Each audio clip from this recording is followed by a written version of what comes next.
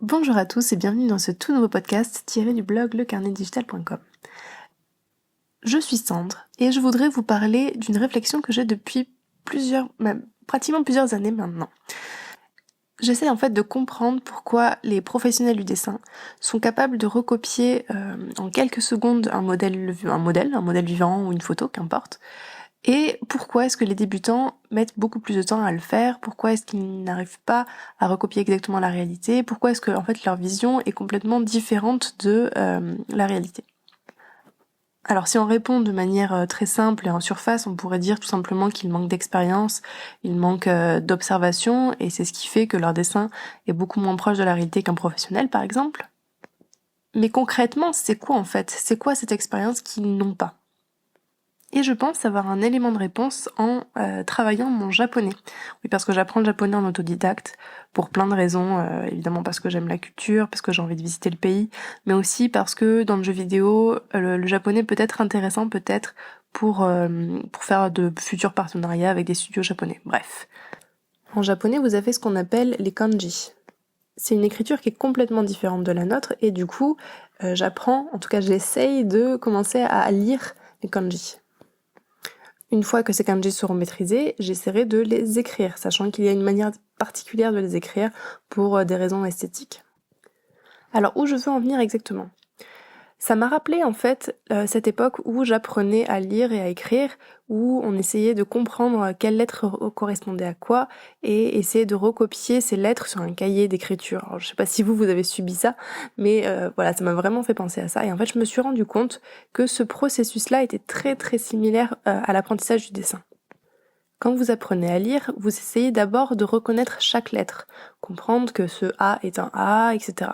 Une fois que vous avez appris ces lettres, vous devez apprendre à lire les mots qui sont composés de ces différentes lettres. À terme, c'est évidemment d'arriver à recopier ces mots pour les écrire dans votre carnet. Je sais pas si vous vous souvenez de cette époque, mais clairement c'est un processus qui est très très long. Essayez de comprendre comment s'écrit le mot chien par exemple, C-H-I-E-N, puis essayer de les recopier sur un carnet d'écriture à côté, c'était très compliqué. Il fallait déjà lire C-H-I-E-N, comprendre que c'était le mot chien, puis ensuite essayer de recopier ce mot sur notre carnet en essayant évidemment d'épeler C-H-I-E-N, pas se tromper, pas mettre telle ou telle boucle dans le mauvais sens, avoir exactement ce que on avait sur notre modèle en fait. Et ça revient finalement à ce système de recopie comme un dessin d'observation classique. Quand vous observez un modèle, vous essayez de comprendre toutes les courbes et les droites qui forment votre modèle. Et ces courbes et droites, l'idée c'est d'arriver à les recopier dans le bon ordre, dans le bon emplacement, avec les bonnes proportions sur votre feuille. Maintenant, qu'est-ce qui fait la différence entre un adulte qui sait lire et écrire et un enfant qui est en cours d'apprentissage ? Un adulte, il lira tout simplement sa phrase et la recopiera telle quelle sans avoir besoin de penser comment s'écrit un A, un B, un C, ou même aura du mal à déchiffrer une phrase. Un enfant, quant à lui, devra vraiment faire toutes les étapes petit à petit et les mémoriser à chaque fois avant de pouvoir les recopier. Du coup, c'est un petit peu ça la différence finalement entre un dessinateur expert et un dessinateur en cours d'apprentissage. Imaginons le cas de figure où vous avez deux dessinateurs, donc un expérimenté et un débutant, dans une séance de modèle vivant.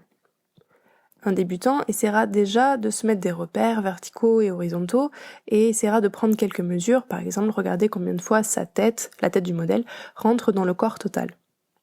Une fois qu'il aura fait ça, il devra le reproduire sur sa feuille en essayant d'avoir quelque chose d'assez propre, par exemple d'avoir des traits droits, d'avoir des prises de mesure qui sont vraiment correctes et précises. Le débutant en dessin aura encore plus de difficultés, sachant qu'en plus il devra vraiment analyser la position du modèle, sachant qu'il n'est pas trop habitué à voir des modèles dans telle ou telle position. Par exemple, comment se comporte cette main si elle est posée sur ce genou, comment se comporte la tête si elle est tournée complètement sur le côté. Si on est débutant en dessin, logiquement on a très très peu de connaissances en anatomie. On pourrait par exemple comparer l'anatomie à des règles classiques de français, par exemple le ENT qu'on retrouve souvent, ou le double L, le double P, le double T en français. Prenons maintenant le cas du dessinateur expérimenté. Le dessinateur expérimenté, vu qu'il a dessiné plusieurs fois, il a vu déjà plusieurs cas de figure. Il a déjà vu une tête tournée complètement, il a déjà vu une main posée sur un genou, il est habitué à voir ce genre de choses et pour lui, recopier ces éléments-là est beaucoup plus rapide, comme il est beaucoup plus rapide à un adulte qui sait lire de recopier tout simplement un mot qu'il a déjà vu des milliers et des milliers de fois. De plus, si ce dessinateur expérimenté a des notions d'anatomie, donc si on fait encore le parallèle à des notions de grammaire logique de ENT, WL, WP, etc., ce sera beaucoup plus rapide pour lui de recopier son dessin. Il n'aura juste qu'à regarder son modèle, comprendre rapidement dans quelle position est son modèle, puis son modèle pourra être dans une autre position, il pourra quand même recopier sans avoir le modèle en face de lui, puisqu'il connaît un petit peu des notions d'anatomie qui lui permettront ensuite de mettre son personnage dans la bonne position.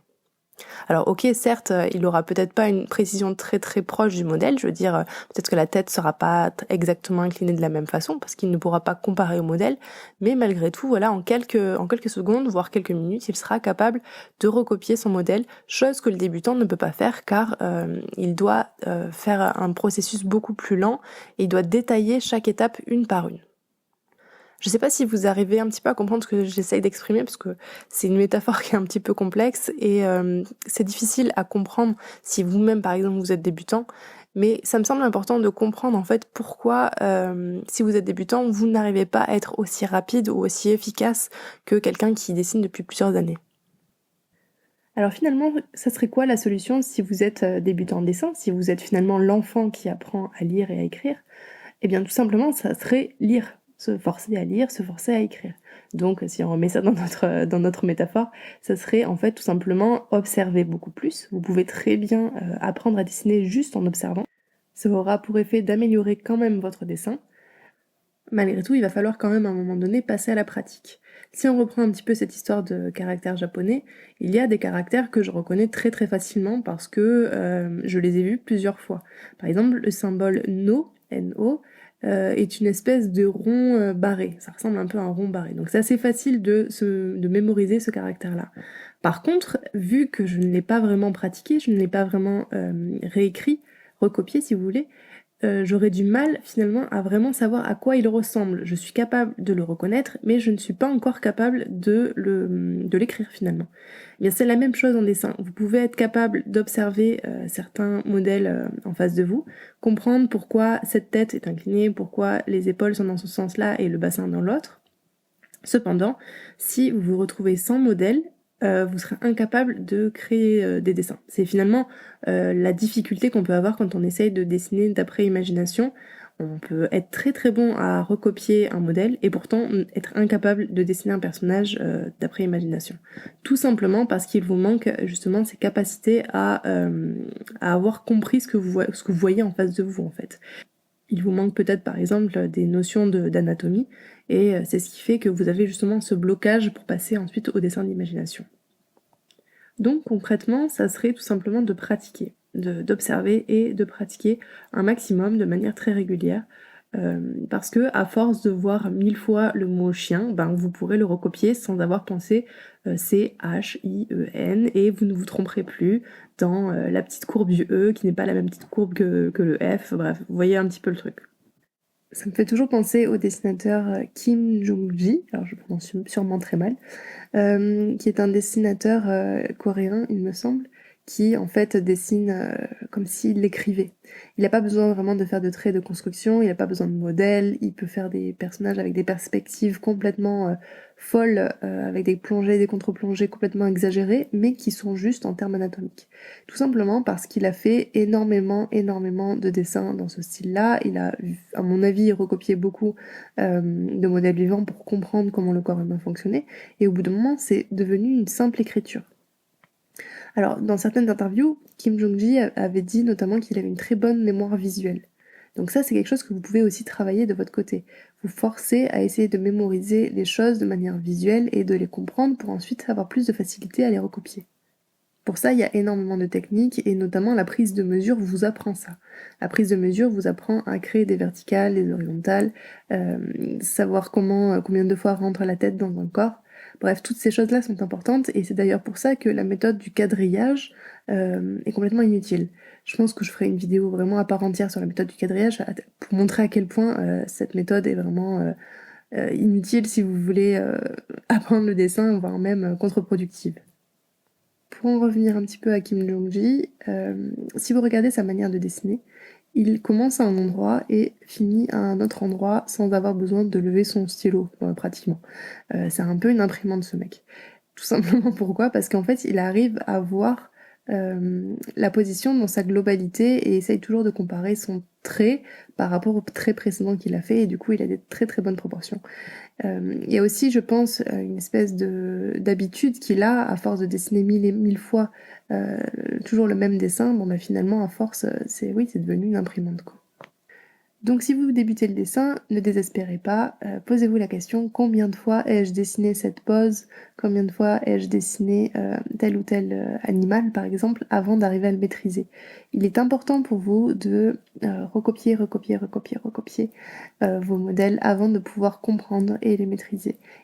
Il n'y a pas d'alternative à ça. Je veux dire, vous pouvez pas passer outre. Ou si vous voulez apprendre le dessin, vous ne pouvez pas ne pas dessiner. Vous ne pouvez pas pratiquer de manière régulière et en essayant d'observer un maximum votre modèle. Vraiment, essayez de vous mettre à votre place quand vous étiez plus petit et que vous appreniez l'écriture et que vous essayiez de lire des textes. C'était vraiment horrible. Moi, je me souviens, j'avais énormément de difficultés, par exemple, à faire la différence entre le G et le J. Parce que pour moi, ils se ressemblaient beaucoup, sachant qu'en plus, c'était des écritures, vous savez, l'écriture, je sais même pas comment on appelle ça, mais où vous liez les lettres, où toutes les lettres sont liées entre elles. Moi, j'ai pas ce type d'écriture, j'ai une écriture type comme un ordinateur, donc avec des lettres qui sont avec un espace à chaque fois. Et le G et le J étaient très très problématiques pour moi parce que j'avais tendance à les confondre. Je faisais pas la boucle dans le bon sens et voilà. Donc je pense que c'est pareil pour moi pour le dessin. Vous allez avoir des difficultés, même parfois ça me fait penser aux mains par exemple. Il y a souvent la faute des mains, on a tendance à mettre le pouce dans le mauvais sens parce que on fait pas attention et en fait ça a son importance finalement. Ça a son importance car on peut pas faire un tour complet avec notre poignet et notre avant-bras. Donc une fois que vous aurez compris ça, qu'un corps humain est bloqué au bout d'un moment, il peut être dans un sens ou dans l'autre certes, mais ça veut dire qu'on voit soit la paume de la main, soit le dos de la main. Ça, un dessinateur expérimenté, il n'a pas besoin de faire ce processus pour comprendre la position de la main. Il a fait des milliers de mains avant celle-ci, donc finalement, il a juste à aller chercher dans sa mémoire visuelle comment faire une main et comment la reproduire. Et au final, ça devient pratiquement un automatisme. J'ai eu cette réflexion notamment en ce moment parce que je travaille sur un projet qui me demande de faire énormément de personnages différents dans des positions différentes. Je fais aussi de l'animation, donc finalement je suis obligée de comprendre le corps humain sous certaines positions, sur certains angles et à force j'ai commencé à prendre des automatismes justement pour dessiner les mains qui sont quand même assez difficiles et c'est quelque chose où j'avais justement moi-même beaucoup de difficultés et aujourd'hui après après le 50e le 100e, le 150e dessin, je m'en sors beaucoup mieux avec les mains. J'ai compris certaines choses, j'ai compris aussi certains automatismes que je peux faire pour représenter rapidement une main, et c'est ce qui fait que je suis meilleure maintenant, après plus de peut-être 150 dessins, que il y a quelques mois en arrière où je n'avais pas fait ces 150 dessins. J'en profite d'ailleurs pour rebondir sur une étude que j'ai lue il y a pas si longtemps, qui dit en fait tout simplement qu'il faut pratiquer de manière régulière, travailler en quantité, c'est-à-dire vraiment essayer au maximum de travailler beaucoup d'heures, beaucoup de sujets différents, dessiner beaucoup, même si vous n'obtenez pas de qualité finalement, même si votre dessin n'est pas encore génial, même si vous n'arrivez pas encore à faire ces personnages, c'est pas grave, continuez, et en fait, à force de cumuler de la quantité, vous allez obtenir de la qualité. C'est quelque chose de scientifique, en tout cas selon cette étude, et je suis assez convaincue de cela parce que je l'ai moi-même pratiqué plusieurs fois et je me rends bien compte que c'est en essayant d'avoir des projets où je dois faire toujours la même tâche que je deviens forte dans cette tâche-là. J'ai eu, lors de mon premier contrat, je devais faire quelque chose comme 100 portraits, il me semble, 100 portraits pour un jeu de cartes. Et évidemment, j'étais complètement meilleure à la fin de ces 100 portraits que au début de ces 100 portraits, évidemment. Donc voilà, ce sera la conclusion de ce podcast. Produisez en quantité, qu'importe la qualité, ne jugez pas votre travail. Vous pourrez le juger qu'à partir du millième, du 2 millième, du 3 millième dessin, et c'est ce qui fait que vous obtiendrez de la qualité à la fin. J'espère que ce podcast vous aura plu. Je vous rappelle juste que si vous laissez un commentaire sur Apple Podcast, sur la page Apple Podcast, vous pouvez m'envoyer un mail derrière avec une capture d'écran de votre commentaire et vous pouvez aussi m'envoyer un de vos dessins et j'en ferai une critique en vidéo.